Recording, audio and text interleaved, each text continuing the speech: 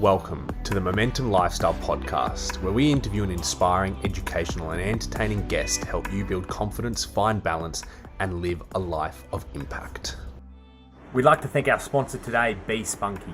Now, Blake, Gino, and myself have been using their Reboot product for well over 6 months now, and it has been life-changing.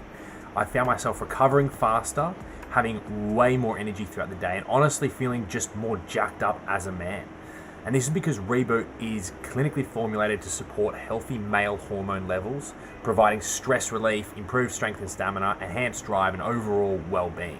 Be Spunky Reboot contains a proprietary blend of 10 natural and organic herbs and active ingredients that are renowned for helping men to enhance physical and cognitive performance, improve stamina, energy, and endurance, optimize testosterone levels, support healthy reproductive function, support cardiovascular function, relieve stress, mild anxiety, irritability, relieve tiredness, fatigue, support healthy sleep patterns, and support healthy body weight. So as you can see, it is a must-have product for all men. So head to their website, bespunky.com.au, that's bespunki.com.au, and use the code MOMENTUM to receive 10% off all Be Spunky products. Michaela Boehm, welcome to the podcast. Hello. Good to have you here. I'm going to get into all things wild women's ways and also high performance men, energy leaks, and intimacy, sexuality, and relationships.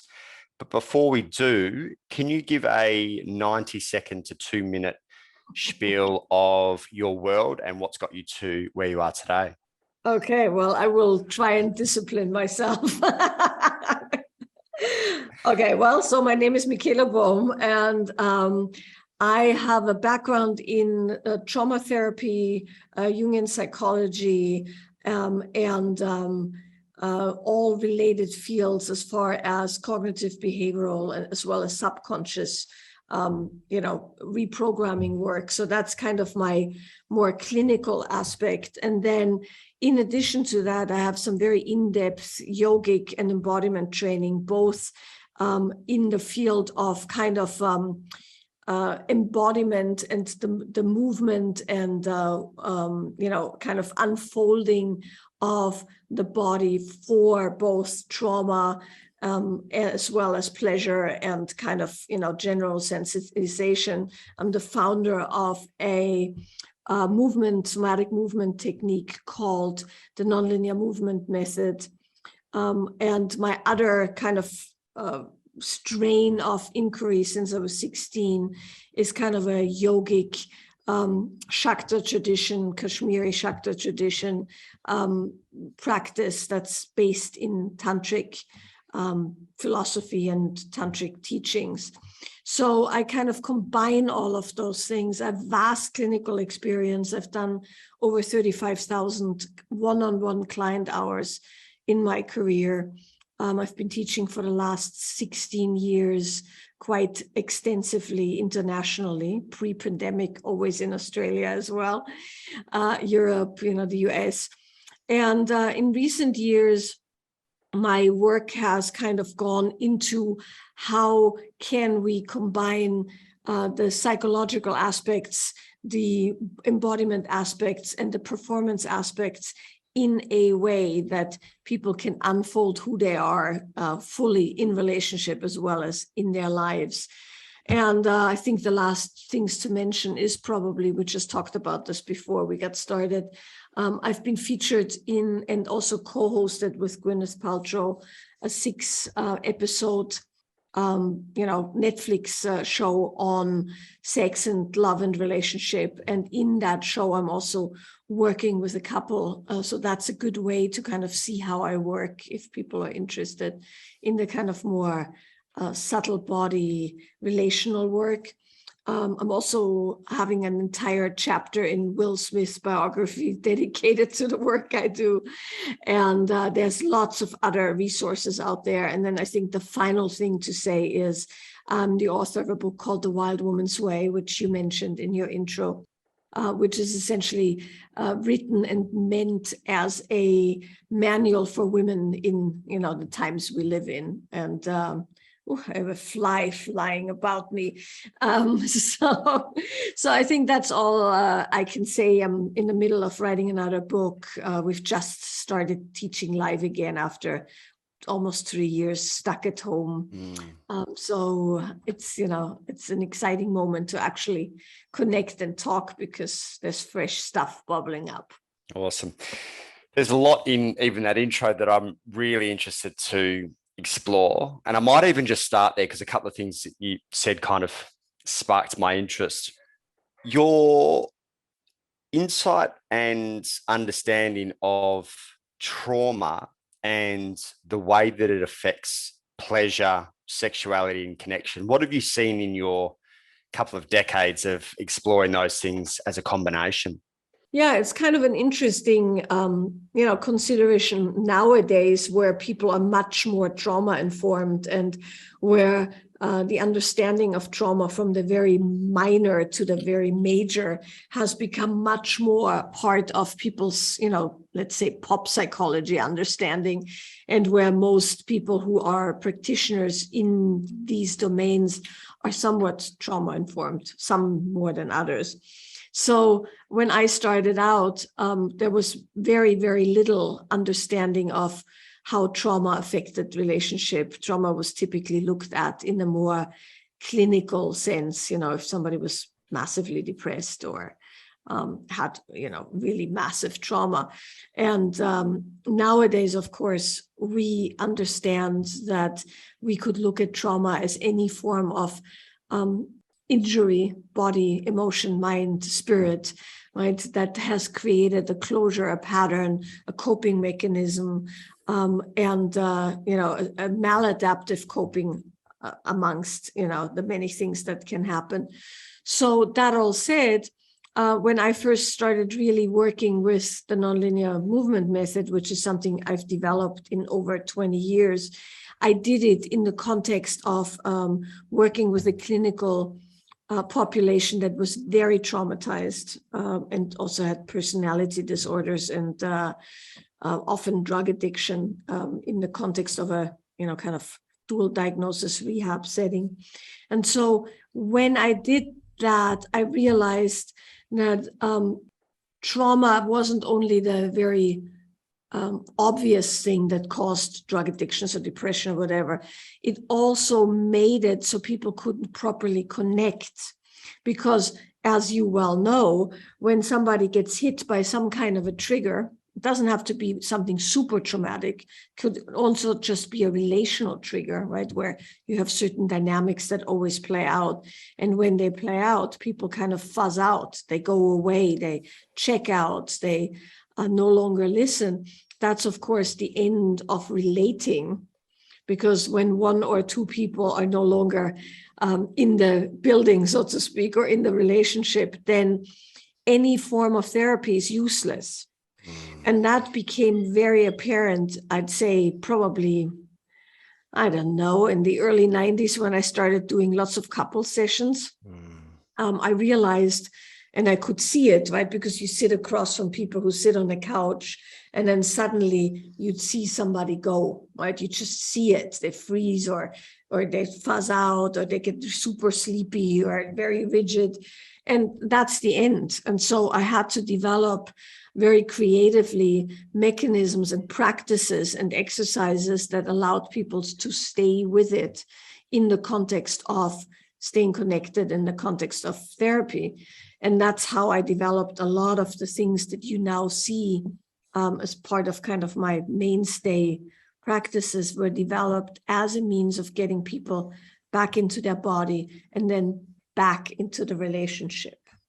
So much juice in that already. So for people that, one, are, I guess, very new to trauma, but two, might not be able to see it in themselves or even in their partner, can you give a couple of examples of where that might show up in relating, in sexuality, even in connection and communication? Yeah, it's fairly easy to spot when you know what you're looking for, right? And but we don't always look for it in the middle of a conflict, obviously, right? So it is useful to discuss these things when it's not a conflict-laden situation, right? So meaning when you notice that in a relationship you have things where it feels like a disconnect, or you realize you get quite activated by something, or your partner gets activated by something. So first signs are typically physical.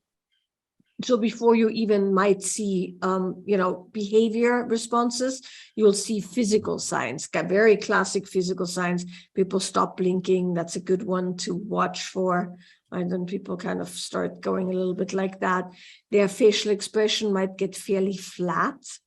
You often see that where people just suddenly get very, this is technically called a flat affect. Flat affect, of course, can have other reasons too, but you often see it particularly in freeze, where people just go very, very flat. And then often you'll also see their eyes get kind of glassy, they glass over, they no longer look at you, their body posture changes, obviously. Sometimes people get very still. You can also sometimes very easily detect when somebody goes into a fight response. They get very aggressive, obviously. Flight response, also easy to spot because people leave the room, slam the door, then come back in, maybe scream a bit, leave the room, slam the door, right? So those things are fairly easy to see, the trauma responses that are fight or flight. Freeze is harder to spot. That's why I'm saying you can usually tell on the affect. Other things is when people become unresponsive to the conversation. That's a big one. Often people will also report that they themselves or their partners bump into something. Like they get up and they bump against the side of the table, even though they never do.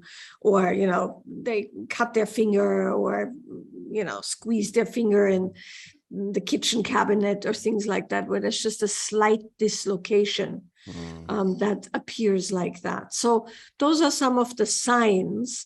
There's other mechanisms that are, when you know a little bit, you can spot. For instance, in the freeze, there's typically a stillness to the body as well. People will report when you ask them that they feel kind of heavy and tired and sleepy, and their legs might feel asleep, things of that nature. So you can learn how to spot that in a partner, of course. And sometimes, because there's other ways of coping within trauma patterns, people become incredibly, let's say, cooperative, and they are trying to somehow make you, de-escalate, which can also be a sign of a trauma response. These are a bit harder to spot sometimes. So that last one's more the fawn response out of the four, is it, in terms of a nervous system response? Yes, I think it's so funny that nowadays we call it fawn, or, it is called fawn. In the olden days when I went to school, you simply refer to this as the Stockholm syndrome, right? Which is a very interesting way to actually feel it, because fawn to me isn't quite as potent as to understand that in order to survive, you have to align with your aggressor. And of course, fawn is kind of a more subtle form of that, but I think it's useful to understand that that's one way that people can go. I remember, I can't remember how many years ago it was that I did your course. I'm guessing probably 4 or 5 now.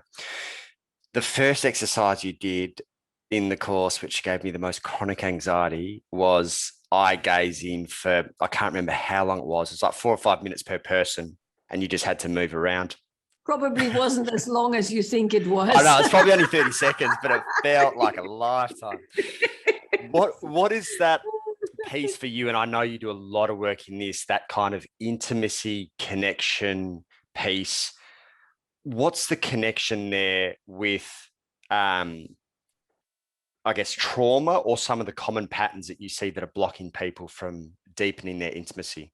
Well, if we don't even start with trauma, right, and we just start with how we as human beings organize ourselves in relationship and in space, so to speak, right? Then the thing to always consider is that, of course, most of us, not everyone, because not everybody's sighted or sighted well, but for most of us, that's our primary sense gate, meaning we are used to and also built for identifying things via the visual field.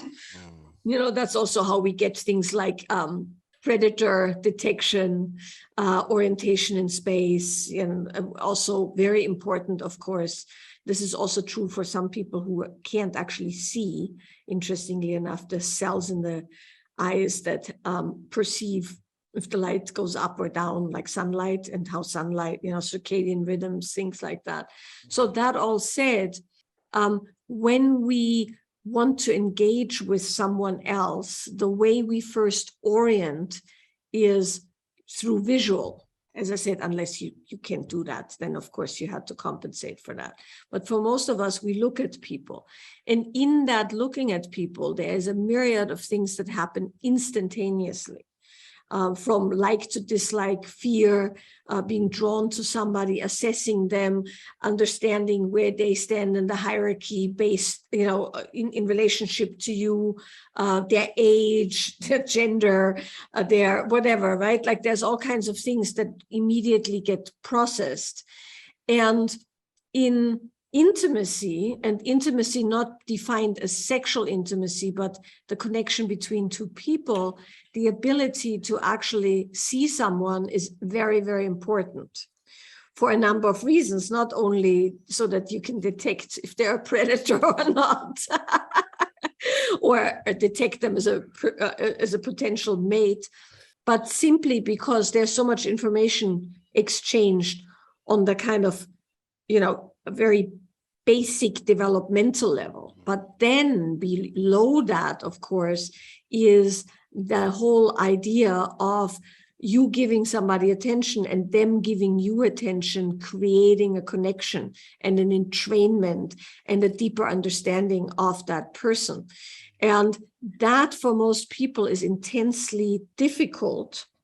It's easy when you're freshly in love and things like that. It's not even easy for some people then, but it's intensely difficult because it's very revealing, right? Revealing in the sense that you can feel a lot because it's a feeling, it's not only visual, it's also feeling. And it's a processing situation where when you look at somebody and you see them move and you see them smile or not smile and you see them blush and all of that, that gives the rest of your body all kinds of information where your breath might synchronize or not, where you have a flight response or not, where you close or open, right? There's all these things that happen.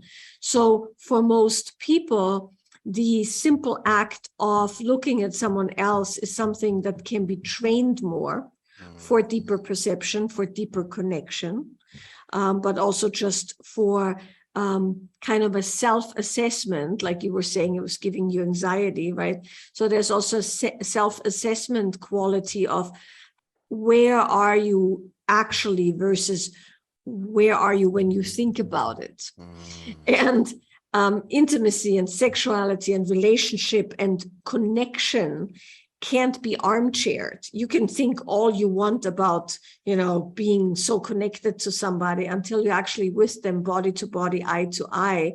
You don't know how much capacity for connection you actually have. But connection is a trainable skill. It's nothing mystical or mythical, right? It's just a very trainable skill that you can practice and learn like you would do a workout or learn an instrument or things like that. And for that, of course, you have to practice you have to shoot with live ammunition, so to speak. You have to actually stand in front of somebody and feel what that feels like.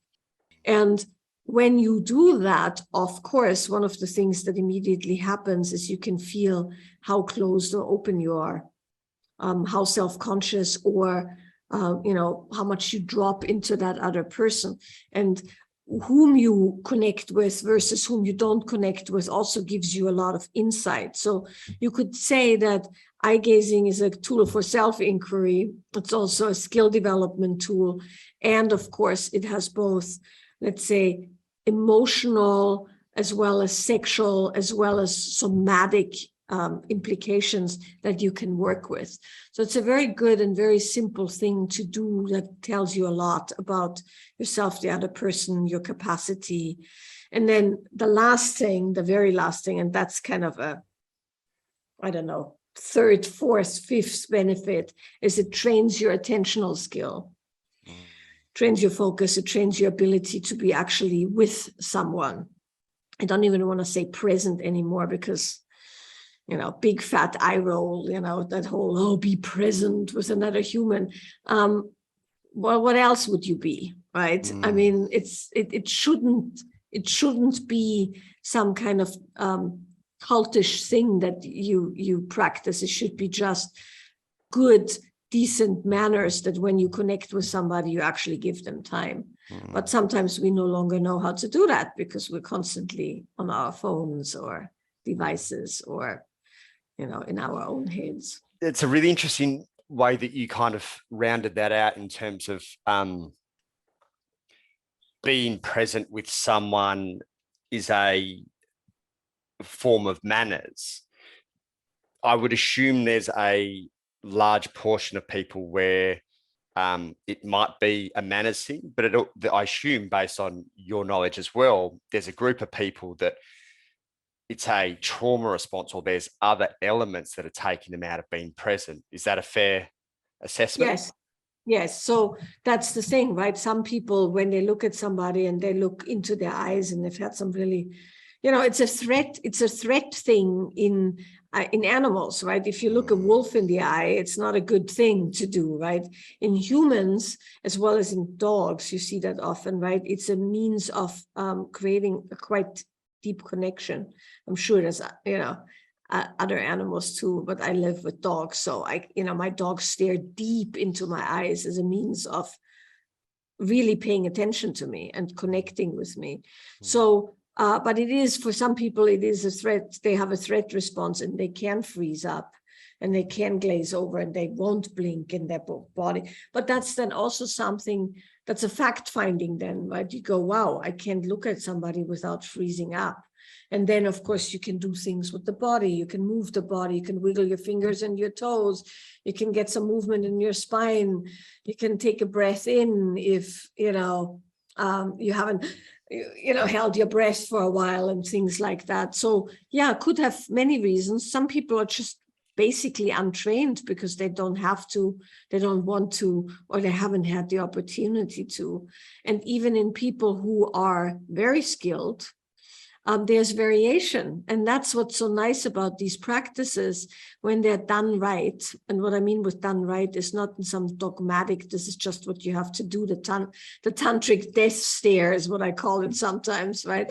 But when you understand why you're doing it and you're doing it in a relaxed way, then even somebody who's very experienced will feel their personal fluctuations.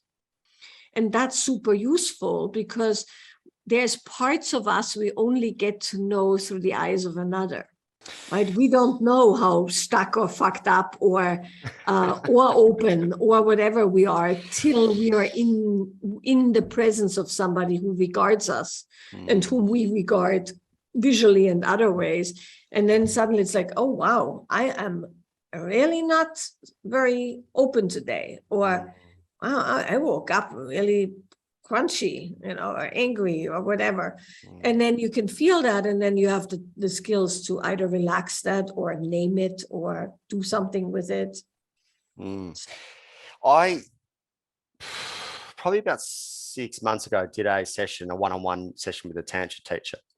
And I know I've got a bit of trauma, as most of us do, but one of the things that was really interesting was she was about a meter in front of me, sitting down face to face. And I had a full freeze trauma response. And all it took was for her to move slightly off my center, so she wasn't as direct, and I was able to kind of soften and relax into that. What are some of the tools or tricks that you yourself potentially have either been able to use as a teacher and a facilitator, friend, partner, or that you've been able to potentially teach others that might help someone soften, surrender, feel safe if they are in that kind of traumatic response, or even that really guarded, hypervigilant state that many of us find ourselves in?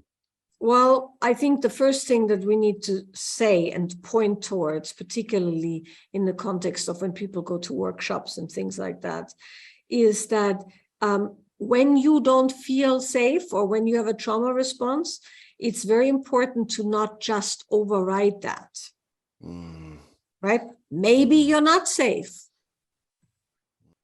Maybe you're beyond your capacity in a way that it will cause injury if you go further, right? Maybe this isn't the person to open up to. I'm not talking about your experience yet. I don't know the circumstances, but in general, right? When people say, how can I not freeze up? Well, the first thing to say is always, well, check if there's a reason, right? Don't override your body's valid signals.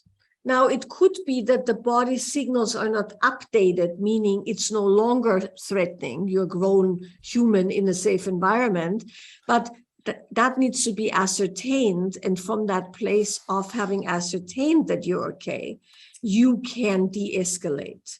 But if you constantly override your body's threat responses, there's a good chance, and this happens quite a bit in, with people who kind of go at it in sideways ways, meaning they think that if they can just desensitize themselves to certain thing, it's fine.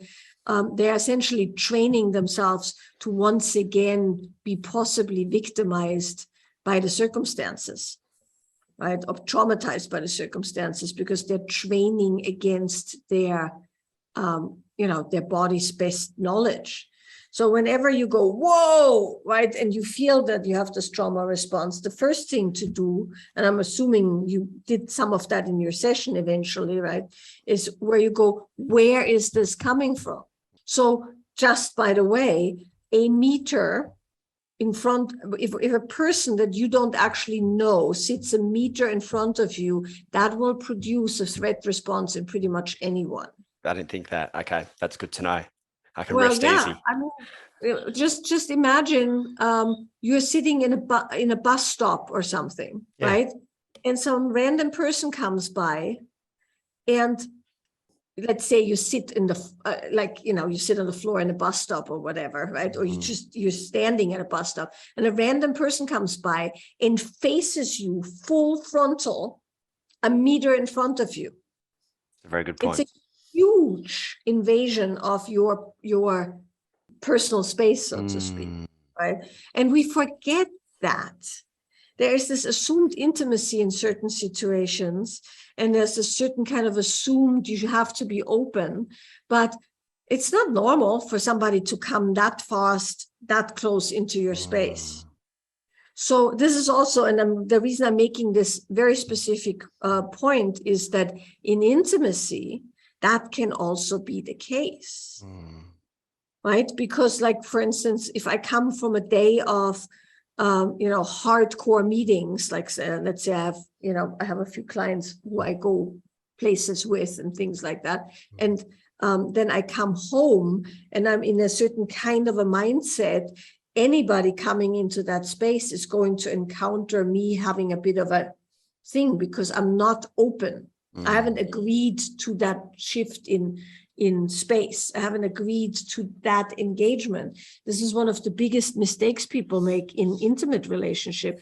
They somehow assume that just because they're with that person, they can always touch them or approach them or face them as if that's okay. But it's not always okay. And it should never be assumed as just the status quo, because that also, if it's done often enough, will rub off, any kind of erotic friction between two people, because that, that kind of coming in without feeling who that person is at that moment or what that person means that both people have to essentially armor against the interaction. And you do enough of that, you don't want to have sex anymore. And we want everyone to have lots of sex, so let's not go down that path. Exactly. So, but those are important things, right? So that said, you always want to ascertain if your trauma response isn't based on something that your body actually needs. Number one. So the second thing that you said there was she moved off to the side. So the full-on confrontation was no longer there. And suddenly your body could somewhat relax. It's also worth mentioning. This is a blanket statement. It's not true for all people. And this is a very black and white thing that I'm saying. So I'm making these disclaimers because then I hear people make these commonplaces, right? But in general, because of how male bodies are built versus female bodies, biologically, men do better. I'm sure you notice because you work with men, right? Men do better not sitting across from each other. Yeah. Because when you look at, millions of years of development, how do men connect? Well, they sit next to each other. Yeah. Fish, to hunt, to keep watch, to view the sunset, to look out on the ocean, whatever, right? So There's something in the body that says this here is a much more natural and relaxed thing. And it has to do with fight or flight, and it has to do with aggression patterns and things of that nature. While, of course, like I said, these things are changing because we as humans have different requirements, but some of it is still hardwired, while women tend to have close front contact because we carry, children, we carry animals, we there's a lot of that allows for a more a bit more comfort body to body to begin with. But then of course there's also a lot of trauma patterns of people coming too close and things like that. So there's other reasons to not immediately do that. But all of that needs to be taken into account when you look at why are you suddenly having a trauma moment or a freeze moment or a fight or flight moment. Well, it's also a good moment to see, do you need to set a boundary? Then once you've ascertained what's actually happening, you want to get yourself out of that state. But you don't want to get yourself out of that state as a means of overriding or bypassing the messages of your body, because when you do that, as I said earlier, you're essentially training the body to no longer properly respond, and that's a very dangerous thing. So then, though, what you do is you do very simple things with the body. It's much easier to do things with the body than with the mind or the emotional body. So, like I said, moving your fingers and your toes, looking down at your feet, feeling your feet connect with the ground, feeling your ass in a chair, to say it very bluntly, or wherever your ass is situated, right? A good kind of very gentle, just like a spinal motion as you can do it, is useful because it kind of opens this area where a lot of armoring sits for reasons that have to do with the organs and, us as humans being upright while every other mammal has their soft surface protected. So there's all kinds of things that play into that, both on the nervous system, emotional, spiritual, psychological, whatever. And so you want to kind of get that out of harm's way, so to speak, which is what you did with this person. She moved out of harm's way so that you didn't have to protect this as much. And then you can move your body, you can breathe, you can, kind of crack your neck a bit, wiggle your toes, stomp on the floor, that kind of stuff. And then when you feel like you have re-inhabited your body, then you proceed. On that, and you mentioned it right at the start of that answer, around acknowledging your body's intelligence, whatever the environment of the situation. For you, how do you best acknowledge what is a trauma response and what might just be your body's intuition? How does that feel and show up differently in the body? It doesn't show up differently in the body, right? So that's the important thing to notice. Mechanisms, they kick in no matter what it is. You always treat it at face value, meaning something, the body's saying something's not right. And then in the aftermath, you can go, are these present moment dangers, or are they past patterns that have formed from past experiences, right? So with the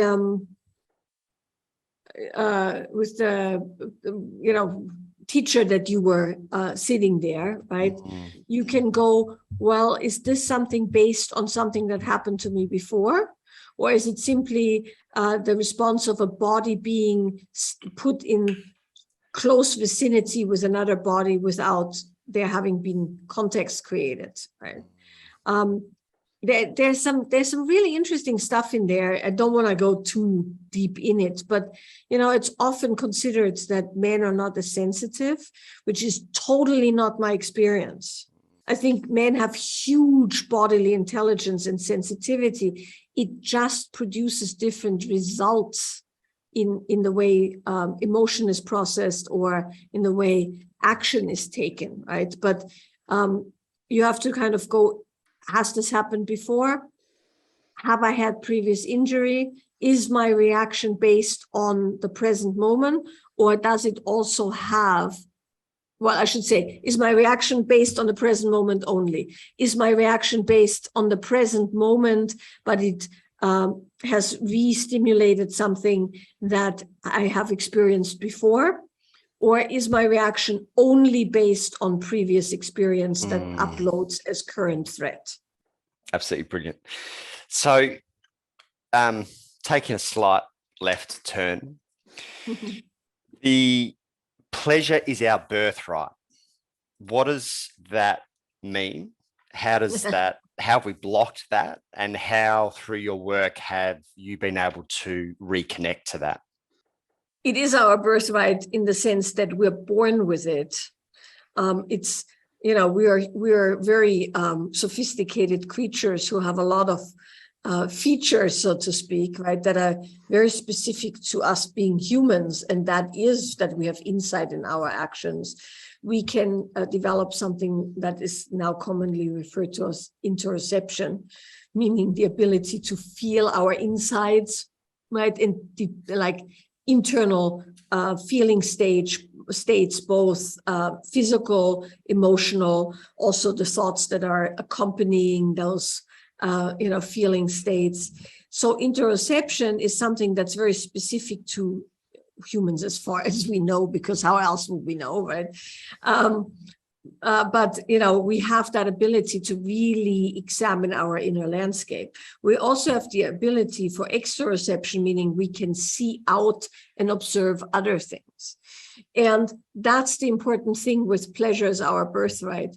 Pleasure innately is the body's, it's kind of a bonus to all the other stuff we have, in the sense that we have, like I said, predator detection. We have protection mechanisms. We can fight, we can flee, we can have enormous pleasure. And why? Because we're essentially creatures of our senses. We have, all these senses available to us, the 5 common ones, and God knows however many else, right, in the extrasensory perception. And those senses are actually survival mechanisms, which is what people don't think of when they think of sensuality, right? You could, if you don't want to say sensuality, you could say full sensory perception, which is the same as sensuality, meaning you perceiving your surroundings with your 5 senses. And what that does is, when all 5 senses are awakened and present, and you're sensitive to those 5 senses, you essentially have full-bodied pleasure. And then, of course, the more full-bodied aliveness and pleasure you have, the more likely it is that your sexual pleasure is also alive and amplified and full, right? And you don't just have localized genital pleasure, but every touch of your hand to your partners is kind of an experience. Every smell, that wafts by is an experience. Everything you hear is an experience. Everything you see is an experience. Everything you taste is an experience, right? So that's doable, and you can train that. Our lifestyle is such that we're typically dulling our senses a lot of times, right? For all kinds of reasons, practical and just circumstantial. So when I say pleasure is our birthright, is we're born with it. It's actually part of what makes us functioning as humans, because of course, in the olden days where people just developed, right, as humans, if you couldn't see, you didn't live very long. If you couldn't taste, you probably got poisoned at some point by something that you picked up. If you couldn't smell, same thing, right? If you couldn't hear, you didn't hear that saber-toothed tiger pounce on you from behind, right? So if you had the sense missing, your chance of survival was greatly diminished. Thankfully, now we have ways of supporting people, in that domain. But nonetheless, the more we are in tune with our senses and the more sensitized our body is to sensory perception, the higher our levels of pleasure are. And so hence, I'm a big advocate for bringing the body back online in all its natural wisdom and glory, so we can avail ourselves of what's available to us. You've definitely inspired me to bring all senses back online the way you just described it. That's unreal. What obviously, you've got the Wild Woman's Way, which I think was 2018. Did I get my years wrong? That you brought? I think, yes, was published 2018, and the paperback came out last November. 2021, yeah. So that obviously more specific to women. But as you said, kind of before we started, your work's kind of shifted over the last couple of years to being even stronger with men. What's the biggest challenge men are facing in intimacy, connection, sexuality that you've experienced in your 20 odd years of work? Yeah, I just want to say that for the sake of the Wild Woman's Way, I do work, with women in women's groups, women's programs, and I'm the lineage holder of a lineage that is given from woman to woman. So I have a very strong orientation towards working with women's bodies and women's issues, and from the empowerment realm all the way to the sexuality realm. But my private practice, interestingly enough, and we do some men's groups and things, Steve and I, my teaching partner, but my private work is predominantly men. I'd say 90% men at this particular moment. And there's a reason for that. And the reason is the question you are asking, which is that many men, high performing or not, right, have a very tough time because it's a fairly hostile environment at the moment, right? Meaning, for whatever reasons, I don't want to, make social commentaries here. I'm not, that's not my specialty or training, but for many reasons, it's not a very good environment for men in this particular moment in time. Some of them, from society, others also from just the very regular, let's say, development of how humans are these days in the world, right? Meaning traditional gender roles, traditional genders, right? Traditional ways of dividing up work, traditional ways of having children and things of that nature have all shifted. And that's neither good nor bad, right? There's the good with the bad. There's the really amazing with the terribly horrible, right? It's just what it is, but it's left everyone, women and men alike, right, with a sense of not being able to fully locate yourself within, let's say, the space that is a tribal construct in a for a lack of a better term. And so how that plays out in men often is that particularly men who want to do something with their lives. They want to contribute something to life and to the world, and make a mark, let's say, at work, or be a good father, or have an extraordinary, let's say, like be an explorer, or have an extraordinary relationship, or whatever, have a lot more insecurity and also kind of nebulous standing as that goes. And also, of course, right, and this is why I'm saying it's the good and the bad, a lot of the things that make men want to kick some ass and do some things and explore somewhere are no longer cool. They're no longer okay. They're considered toxic, or they're considered obsolete, or they're considered weird or privileged or whatever, right?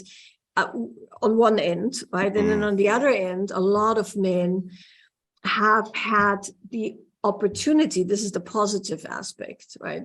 A lot of men never had the opportunity to actually become feeling and become, introspective, and become able to actually explore themselves, because they've always been kind of on the edge of having to survive and having to provide. And, for many, many years, many men would have to go to war somewhere, or at least join an army, in national service, and all of those things that don't make it that you can actually feel yourself fully or express yourself fully. And a lot of men are very willing to sacrifice themselves for their country, for their family, for their children, for their women. And so there's a certain kind of, coming back to trauma, there's a certain kind of having to shut off and having to forego certain things for the sake of getting it done, right? Now that's a bit less likely, both in the positive and the negative, there's also men who go, well, I don't want to be that guy anymore. But who am I going to be? Where do I fit in, right? The traditional roles might not be what somebody wants or approves of, but what else is there, right? And then what happens to your body when you actually consider other options, right? What happens to your sexuality? What happens to your ability to make money when you're no longer fitting the blueprint of the people before you? And I think it's a big, big, big conversation. And then you can add, the kind of, in some parts of the world, prevailing winds of all men are bad, evil, and toxic. That's not good for anyone. For men and women alike, that's not good. You can't, what's the old saying? You can't prepare for war with war, right? You can prepare for peace with war, right? And that's I think very important, that kind of view and lens causes great suffering in everyone involved. And so that's, I think, one of the reasons men have a hard time. There's other reasons too, environmentally, like I said, self-fulfilling, meaning self-fulfillment and finding oneself will certainly put a lot of things into question as well, where you kind of question everything. I would absolutely love you to come back on so I can go down that rabbit hole and what that might be doing for polarity and a number of different things as well. But I am mindful of your time, and you sitting right in amongst a 47-degree day as well would be uncomfortable. Where can people best find out about everything you do and all the magic that you bring to the world? Well, predictably, these days, one has a website. So everything there is to be found is on my website, michaelaboehm.com. And I'm assuming you put that in the show notes. Yep. So my full name.com. On there, it's worth saying, because there's a lot on there. On there, there's a lot of free resource in the form of the podcasts that we put out. And the podcasts we put out are a combination of Q&As from workshops I've taught, where people are asking actual questions, which I answer, or people I work with. Then we have some, education on certain themes, dialogues where Steve and I talk about certain themes. Recently, because of course in a pandemic we couldn't do live workshops, we've taken viewer questions, so which is always an option as well if somebody wants a question answered. So that's free resource. I also have a few free classes, one on relationship stuff and one on kind of women's empowerment stuff that are, you know, linked on YouTube and everything. And then I have very low price, low cost, like toolkits with some of the best practices I teach in the very short format that I created at the beginning of the pandemic. And the relationship discovery toolkit, that's questions, all the questions I collected over 25 years of private practice, stuff like that. And then there's full-blown on-demand, you know, instant download courses on everything from pleasure body. The Wild Woman's Way has a you know, a kind of a course that goes with the book, relationship course, stuff like that. And then there is online workshops, and then there is live workshops that I just started announcing yesterday. So we're hopefully going to get back to regular teaching. We'll be in Australia in February, and hopefully, you know, come back twice a year as we used to, and hopefully come to Byron, because it's one of my most favorite places on earth. Awesome. Well, I'll put all the details as well for your Feb workshops in the show notes. But Michaela, that was unreal, and thanks for joining us on the podcast. Well, thank you for having me. I'll hopefully see you in Australia. Perfect. Thanks. Thanks for tuning in this week. As always, if you enjoyed listening, please leave a review, give us a shout out across socials, or share with a friend so that we can continue to share these incredible conversations with more and more people.